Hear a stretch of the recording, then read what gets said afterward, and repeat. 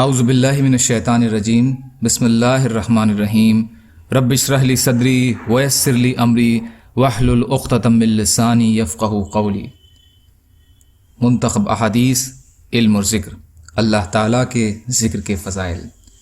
حضرت یعقوب بن عاصم رحمۃ اللہ علیہ دو صحابہ رضی اللہ تعالی عنہم سے روایت کرتے ہیں کہ انہوں نے رسول اللہ صلی اللہ علیہ وسلم کو یہ ارشاد فرماتے ہوئے سنا، جو بندہ لا الہ الا اللہ وحدہ لا شریک لہ لہ الملک و لہ الحمد وہو علی کل شیء قدیر، اس طور پر کہے کہ اس کے اندر اخلاص ہو اور دل اور زبان سے کہے ہوئے کلموں کی تصدیق کرتا ہو، تو اس کے لیے آسمان کے دروازے کھول دیے جاتے ہیں اور اس کے کہنے والے کو اللہ تعالیٰ رحمت کی نظر سے دیکھتے ہیں، اور جس بندے پر اللہ تعالیٰ کی رحمت کی نظر پڑ جائے تو وہ اس کا مستحق ہے کہ اللہ تعالیٰ سے جو مانگے اللہ تعالیٰ اسے دے دیں۔ عمل الیوم واللیلہ۔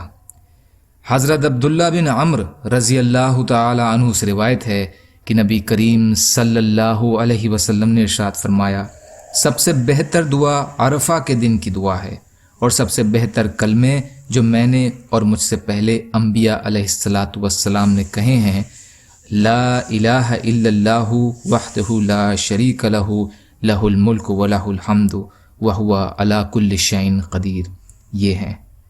ترمذی۔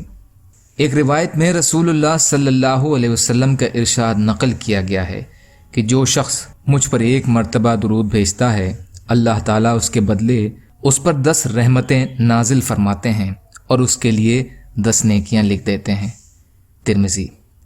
حضرت عمیر انصاری رضی اللہ تعالی عنہ روایت کرتے ہیں کہ رسول اللہ صلی اللہ علیہ وسلم نے ارشاد فرمایا، میری امت میں سے جو شخص دل کے خلوص کے ساتھ مجھ پر درود بھیجتا ہے، اللہ تعالیٰ اس پر 10 رحمتیں نازل فرماتے ہیں، اس کے بدلے میں 10 درجے بلند فرماتے ہیں، اس کے لیے 10 نیکیاں لکھ دی جاتی ہیں اور اس کے 10 گناہ مٹا دیے جاتے ہیں۔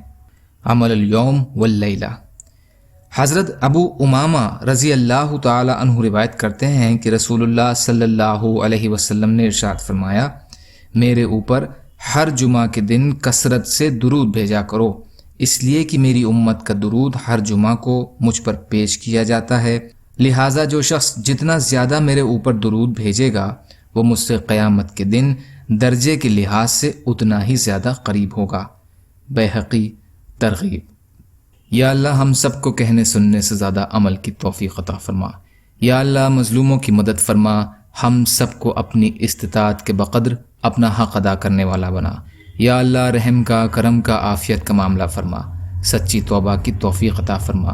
جو پریشان حال ہیں ان کی پریشانیوں کو دور کر دے، جو بیمار ہیں انہیں صحت عطا فرما، جو قرض میں ہیں ان کے قرضوں کو ادا کرا دے۔ یا اللہ آپ قادر مطلق ہیں، آپ کے لیے ہر چیز آسان ہے، ہمارے لیے بھی آسانیاں پیدا فرمائیے۔ یا اللہ دین کا کام کرنے والا بنائیے۔ یا اللہ آپ جیسا بہتر سمجھیے ویسے ہماری حفاظت فرمائیے۔ اللہم انا نجعلک فی نحورہم ونعوذ بک من شرورہم، اللہم اغفیناہم بما شئت برحمتک یا ارحم الراحمین۔ لا الہ الا اللہ محمد رسول اللہ۔ السلام علیکم۔